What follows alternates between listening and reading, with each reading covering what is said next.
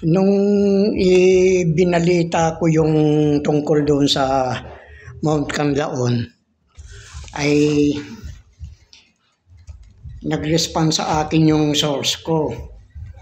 Sang-ayon sa aking source, ay pinayagan na yung mga tao sa evacuation center na makapunta sa kanilang mga lupa na kanilang mga tinataniman ng gulay. Pati kanilang mga hayop. At ang sinasabing dahilan, kaya hindi sila pinaakyat dahil yung volcano nasa alert level 4 daw. Pero tawa lang ako sa kanila eh. Kasi may ikinwan sa akin na balita. Tiga Murcia naman ito na maliwanag ang araw pero yung madilim yung kanilang kabukiran. Kaya iyan ang isang kinukuhan ko. Ang paliwanag ko dyan ay hindi pa naisasabog lubos ang liwanag sa mga taong natutulog. Subalit, ano itong 15 billion pesos na ibibigay daw ng bugok na Marcos? At tila bagang ibibenta niya itong Mount Canlaon eh. Yung lupa doon na mga tinataniman nila. At kanino naman ibibenta? Kasi ang kwan dito, kalamitan, mga inchik ang nagkukuan eh. Kaya ito nga, maaaring inchik nga at hindi yung Amerikano. Napakawalan niya talaga ito mga Marcos na ito. Sa kagustuhan lang nila makakuha ng ginto. Kasi wala naman totoong mga Marcos gold eh. Marcos sa ginto, meron. Tungayan naman natin itong katwiran ni Enrile tungkol sa Pisrali na ginanap ng mga tricolors. Ito nga yung Iglesia ni Cristo. Sapagkat tila hindi siya sang-ayon sa ginawa ng mga tricolors at hindi pagkiling kay BBM tungkol sa no to impeachment kay Sara. Ngayon, yung bigyan naman natin ng katwiran yung bakit hindi po kuman si Enrile. Ang sinagot ni Enrile ay ganito.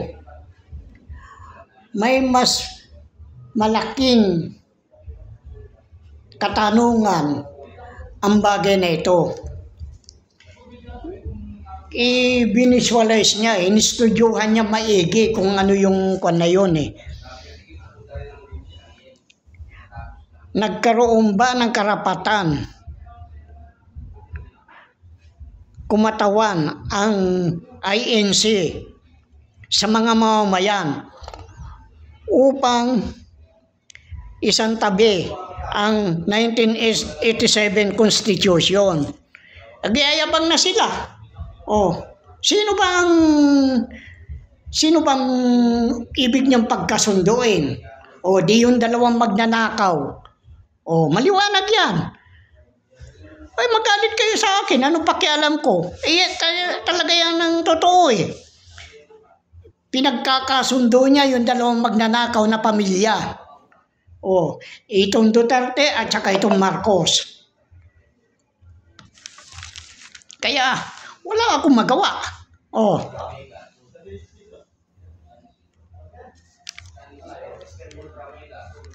Nakahanda ba ang mga mamamayan na sundin sila? Abay, bahala kayo. Kasi ang Iglesia ni Cristo may lihim yan. Kaya nga sinasabi ko, pag kinuwan yung kuwan na yan, itong Philippine Arena na yan, kasi nandyan ang sikreto eh. Ngayon pinalalabas nila, may utang daw ang Iglesia ni Cristo. Ang sabi naman ng Iglesia, wala silang utang. Pero saan sila kumuha ng pagpapagawa ng Philippine Arena na siyang halos pinakamalaki sa buong mundo? Kasi yung pera nga, kasi karamihan sa kwan yan, hawak ng maharlikang general. Yung mga kwan na yan, yung agency na yan. At yan, may pundong kinukuha ang mga maharlikang general na yan nagbibigay dyan.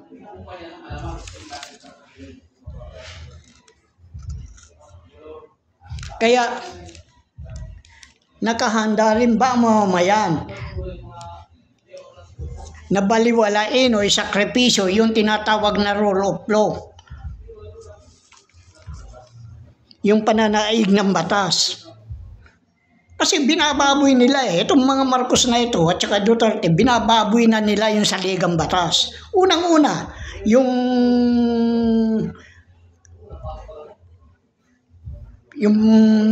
bawal na bawal, yung magkakamag-anak na magkuhan dyan, magkumandidato.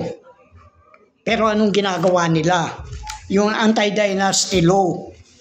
Pero binabaliwala nila. Sa akin palagay, tama si Enrile. May katwiran siya. Oo, galit ako sa kanya dahil siya ang pinakamatandang magnanakaw dito sa ng mga pondo dito sa bayan natin. Nakuha na siya, nasintensyahan na siya ng plunder. Oh. Pero bakit na baliwala? Dahil ba doon sa yung ikinukuha na yung prinsipe, yung nagsasalita doon kay Ka Anton, yung kauthutan dila niya na yung master plan. Kasi ang sinasabi ni prinsipe, ito daw kung na ito, sila lang daw ang may karapatan na magbukas at magproseso ng mga kayamanan. Di, buksan lang nyo. Yan ang katwiran ko. Inyo pala di buksan nyo. Kayo pala may karapatan. Pagkatapos aalukin nila ako ng 7%. Pagkatapos sasabihin nila, malaki na yan, sapat na yan sa iyo. Paano yung mga mahihirap? Ang sinasanggalan ko dito, yung mga mahihirap. Hindi ko kinukuha ng sarili ko, binubuhat ang sarili ko na ako, sa akin nakapangalan yung mga kayamanan na yan.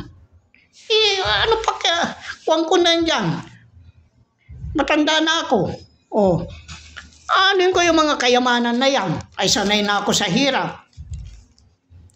Kaya nga, yung master plan na sinasabi ng putang ng prinsipe na yan, ay masyado mayabang yan Ang sinasabi niyang master plan ay yung gawin legal. Ang korupsyon dito sa Pilipinas. Kaya sinasabi niya na sila ang may karapatan. Kung may karapatan ka, diwikuan ka, dibuksan mo lang, ay bakit nila ako kinakausap? Nakikikuan sila sa akin. Yan ang kuan ko. Dahil yung mga kayamanan na yan ay nakalaan yan sa mga mahirap. Hindi yan nakalaan sa mga mayayaman. Hindi yan nakalaan sa military. Hindi yan nakalaan sa mga magnanakaw na politiko. Kaya napakabigat yan Pagkatapos sasabihin ninyo na kayo lang ang may karapatan. Kaya yan, lumalabas na ginagawa ninyong legal ang mga pagnanakaw ng mga pundo dito sa Kaya itong mga mga politiko na ito na magnanakaw ay talagang corruption. Wala silang ginawa kundi mangurap. Pagkatapos magkakasunduin ng iglesia yung dalawang pamilyang magnanakaw. Di gawin nyo. Inyo pala yan ang katwiran ko. Kaya napakahirap yung ginagawa ninyo. Wala kayong awa sa mahirap. Ginagawa ninyong parang presyo na nakapila-pila dyan na inaabutan lang ng konting mumo samantala kanila yan. Yan ang pinaglalaban ko.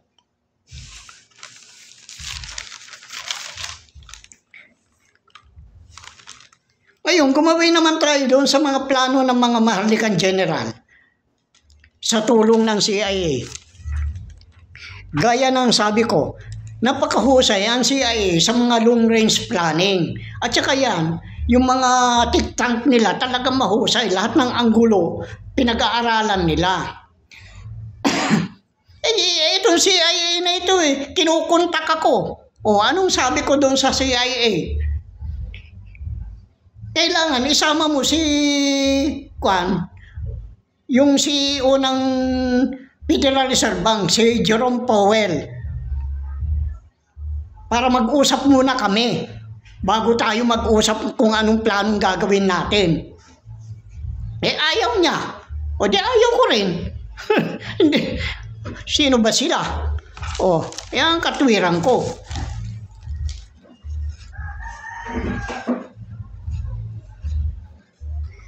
Kaya, kasi ang plano ng kung anong galaw ng CIA, yun din ang galaw ko Ako simpleng tao lang. Nakatsinelas, nakakamiseta, namumulot ng basura.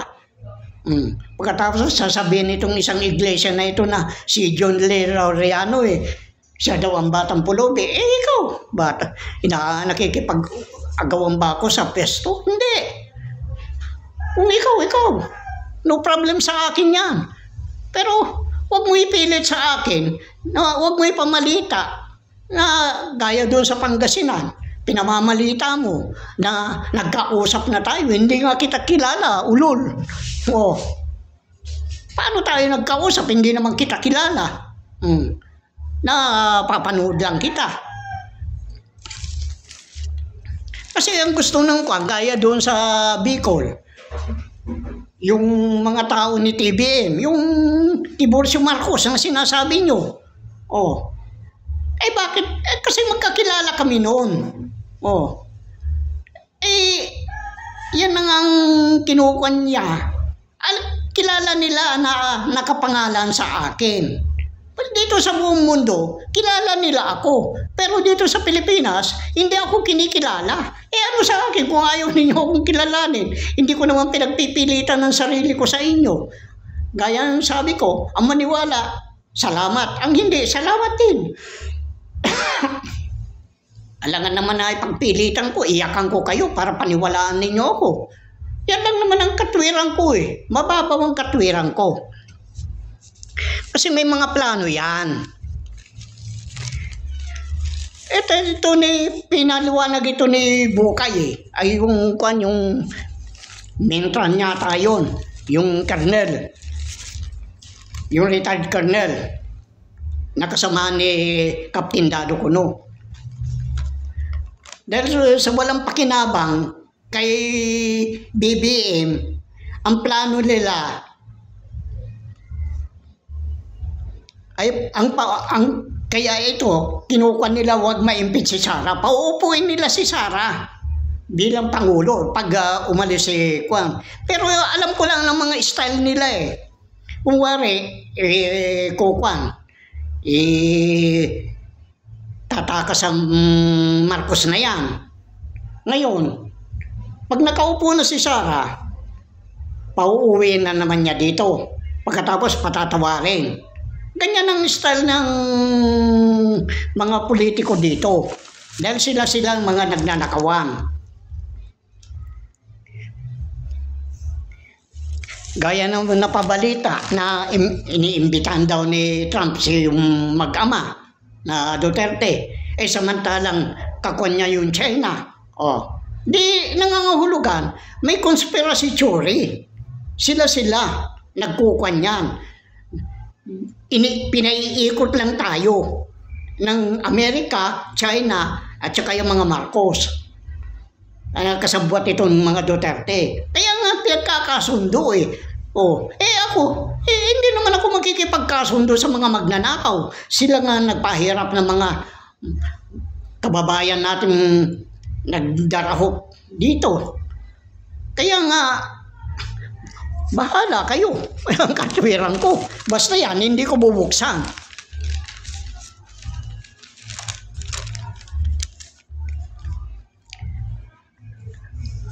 Dahil sa nasasangkot ang mga Duterte sa mga katiwalian, gayong pagbibenta niya sa bayang Pilipinas ibinenta niya sa China sa halagang $2 bilyon.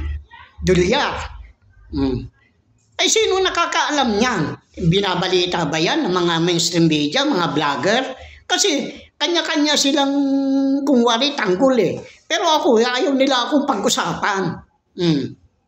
Iniitsipera nila ako. Eh ano sa akin?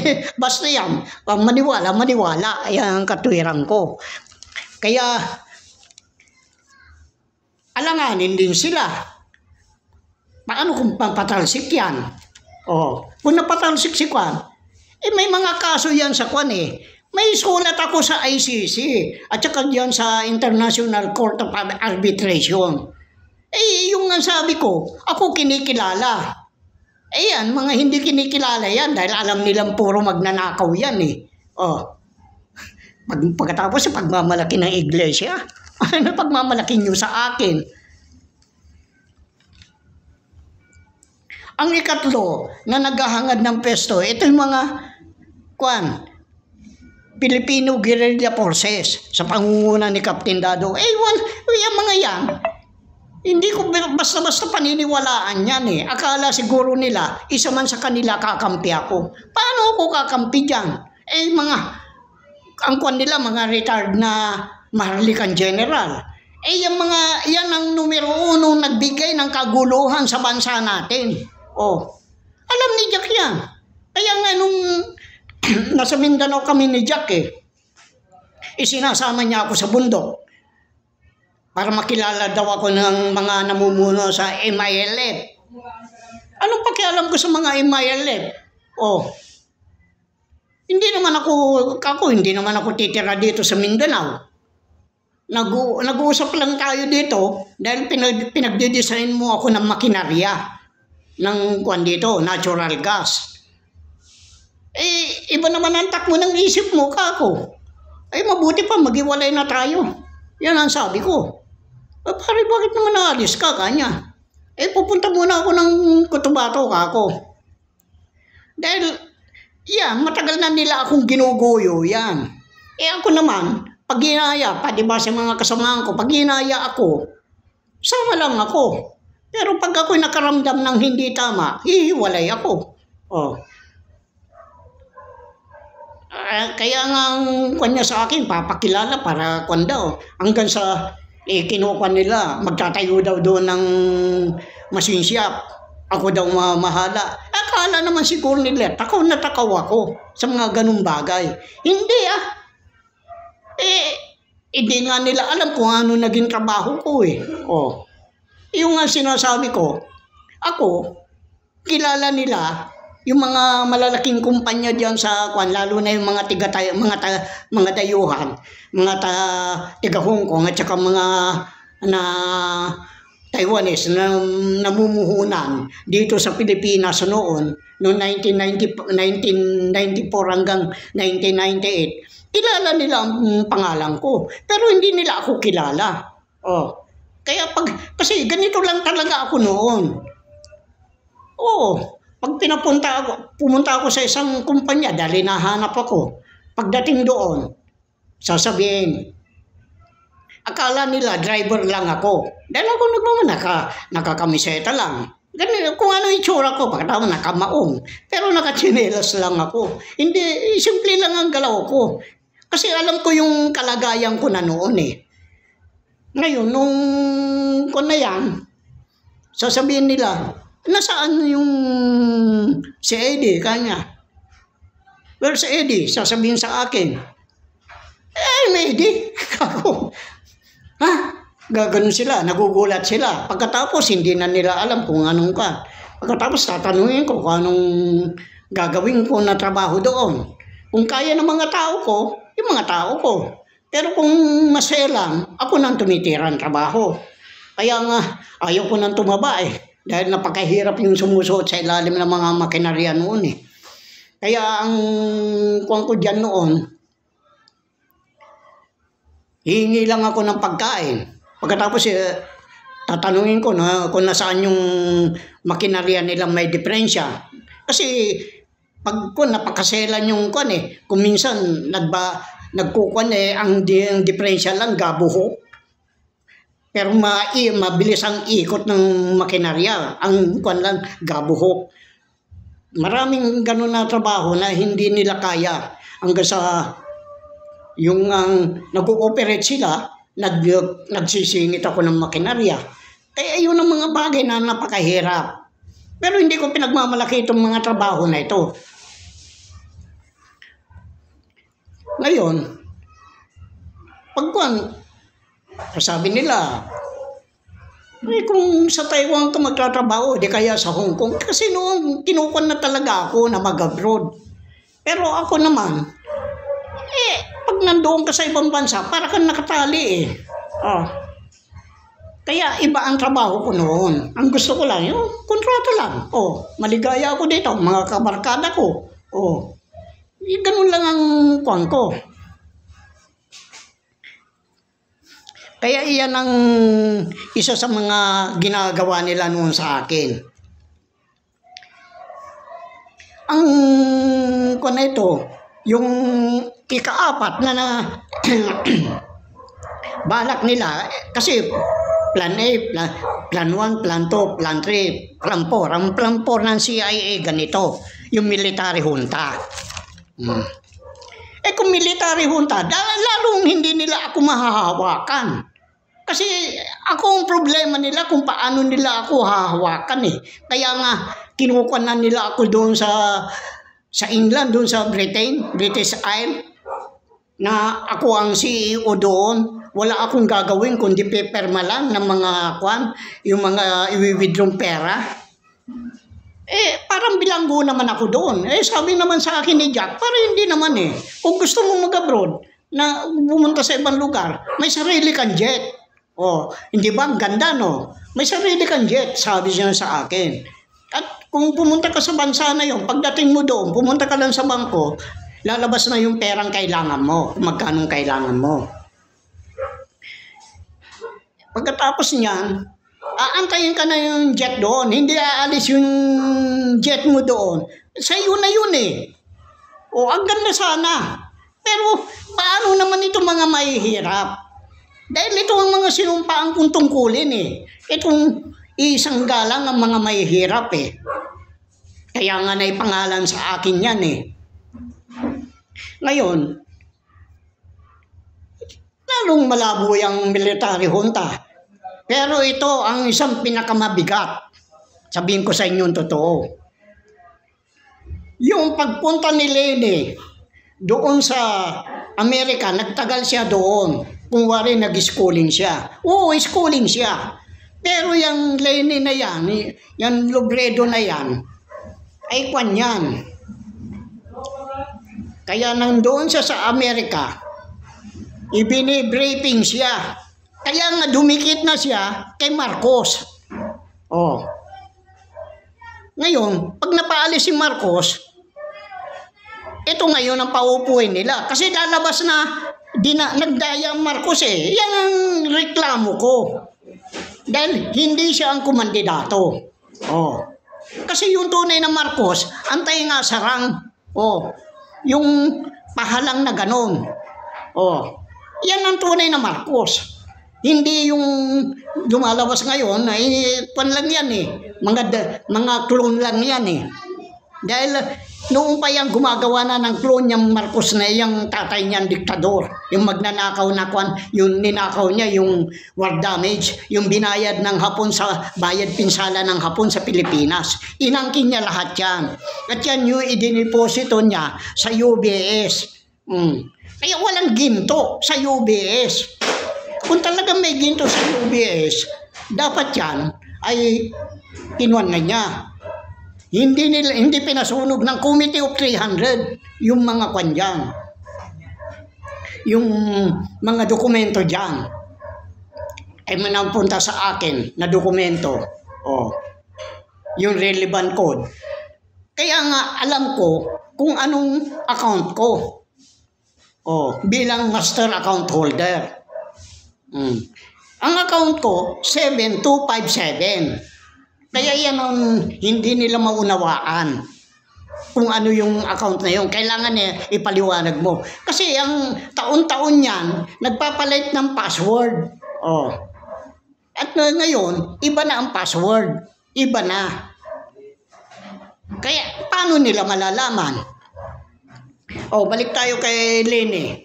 Kasi yung asawa ni Leni, nung panahon ni Pinoy, ay DILG yan eh. Ang kanyan, ang nangyari dyan, nagtataka siya. Bakit itong mga general na ito, lalo na dyan sa PNP, ang lalaki ng pera nila. Oh. Saan sila kumukuha ng pera? Samantala ang sahod nila, hindi naman gaano kalakihan noon. Ngayon, hindi sa Cebu pinatay yan, kundi dyan. Dahil ayaw nilang malantad yung pinagkukunan ng pondo ng Pilipinas. Sino ba nagbabayad ng mga views dito? Oh, yung mga malalaking kumpanya dito. Katulad ng mga SM, yung Robinson, yung mga Gokongwe na yan, yung PAL, yung San Miguel, hindi nagbabayad ng tax yan. Inamin ni Dominguez yan. Mahigit na 1,000 yan. Ultimo itong mga transportasyon, hindi nagbabayad ng tax yan. Pero nakikinabang naman ang kanyan dahil sa senior citizen, sa mga estudyante, okay lang yun. Ngayon, ang ginawa nila, nung pauwi sila, galing Palawan, kasi yung sinakyan lang niya, maliit na aeroplano eh. Doon, pinabagsak yan. Yung kwan na yan, yung sinakyan niyang aeroplano, kaya nalunod yan. Ewan ko kung nakaligtas yung piloto dahil siguro alam niya. Kaya, ngayon, napasubo dyan si Leni. Ito si Leni, may nakausap akong lalaki doon sa Naga. Kakilala ko din. Hindi ko na kailangan banggitin ng pangalan niya dahil malalagay siya sa alanganin eh. Dahil kasama siya sa inner circle eh. Yung inner circle na yan, pag ikaw napasapi dyan, hindi ka na pwedeng lumabas sa mga samahan na yan. Oras na lumabas ka, papatayin ka na nila. Kaya yan ang pakiusap lang niya sa akin. Na, yung lalaki na yun ang sinabi sa akin. Kasabwat yan, sa mga drugs, yan si Leni, at saka yan si Dilema. Kaya pati si Duterte, kasabwat lahat yan. Kaya nga, saan mapupunta ang Pilipinas pag ganyan? May pagkaunlad pa ba? Kaya yan ang pinaglalaban ko. Hindi ako basta-basta magbubukas. Dahil napakabigat ang ginagawa nila eh. Kaya nga, upang kuwan yan, may koneksyon yan kay Trump. Kaya nga kumandidato uli si Trump eh. Pero alanganin na siya ngayon. Dahil nabubulgar ko na eh. Kaya nga, minumura ko si Trump eh. Presidente ka ng Amerika, mumurahin mo. Dahil inaangking niya eh. Ang makikinabang doon sa mga kayamanan na yan, ang gusto niya makinabang, yung mga Amerikano. 105 trillion dolyar. Ang mauuna dyan, itong 2025, 2 trillion dolyar. Bakit mapupunta sa Amerikano yan? Hindi naman niya pag-aari yan. Kaya nga sinulatan ko yung roller. Sa pamamagitan ng isang kanyan, sa pamamagitan ng mediator ko. Dahil ayaw kong makipag-usap ng direkta sa kanila eh. Basta ako nagpapadala lang ng message sa kanila. Ang kanyan, ang unang tatanggap dyan sa Amerika sana ay yung mga ipinanganak na 1962 hanggang 1965. Yung 2 trillion, 2.5 trillion dolyar. Kako, hindi naman pag-aari ng Amerika yan. Bakit dinala dyan? Kasi yun na nga sinasabi ko na ibig akong lansin. Hinahanap ko yung 150 trillion dolyar na yan kung nasaan yan. Kung 105 ang mapupunta sa administrasyon ni Trump, paano naman yung kay Marcos? Di 45 trillion dolyar. Hindi rin naman nila pera yan. Kaya nga, ang kanyan, kung talagang may gintong mga Marcos, dapat hindi mangungutang ang Pilipinas. Sasabihin, may mga ginto sa Central Bank, ulul, putang ina nyo, pinaggagagulang ninyo ko. walang ginto. Sa laginto, meron. Salsalatok kayo.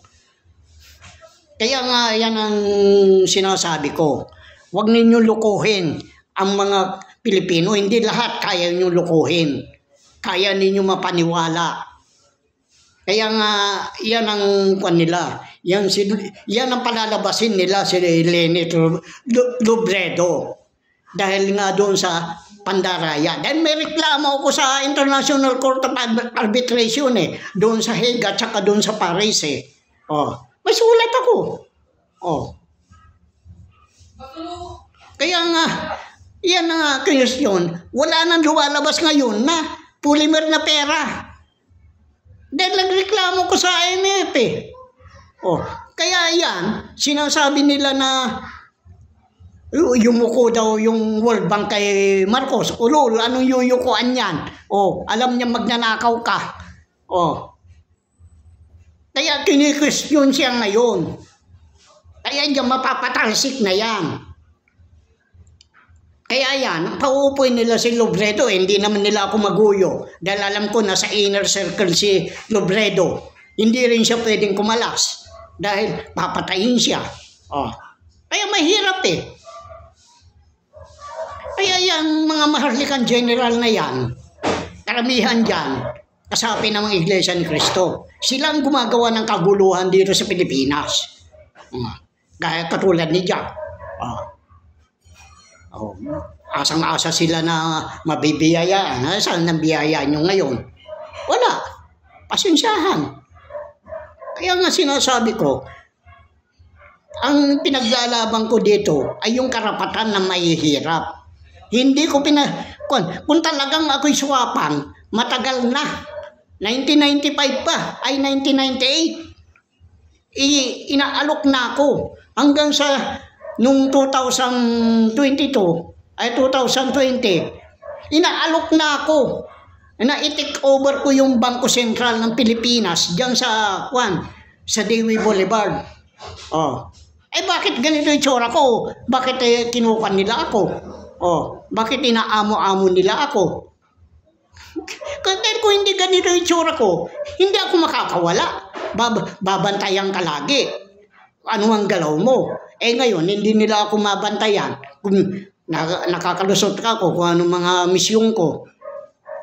Kaya yan ang ko. Yan ay katulad yung ginawa ko doon sa Canlaon. Ipinaglabang ko ang karapatan na mahirap. Di ba minura-mura ko yung mayor doon? Natakot. Ayun, nakakapunta na sa nila dahil ayaw silang papuntahin. Dahil binebenta nga ng Marcos na yan, yung Canlaon. Sabihin ko sa inyong totoo. Pero yan, tahimik ang mga media, tahimik ang mga vlogger, tahimik ang mga troll. Ayaw nilang pag-uusapan yan. Kaya yan, wala conspiracy theory lahat yan. Hindi magkaaway ang Amerika at saka China. At hindi rin nila kaaway ang Pilipinas. Kaya nga noon, sinabi ko na sa inyo, panuorin na ninyo kung ano mangyayari sa Amerika at saka sa China. Hindi ba? Bagsak na ekonomiya nila. Ako na lang ang pag-asa nila. Bagsak na rin ang dahil yung climate change. Kung hindi ko bubuksan ng deuterium, anong mangyayari sa mundo? Anong pakialam ko? Basta wag lang makinabang ang mga magnanakaw, ang mga masasamang tao. Yan ang katwiran ko. Sige na.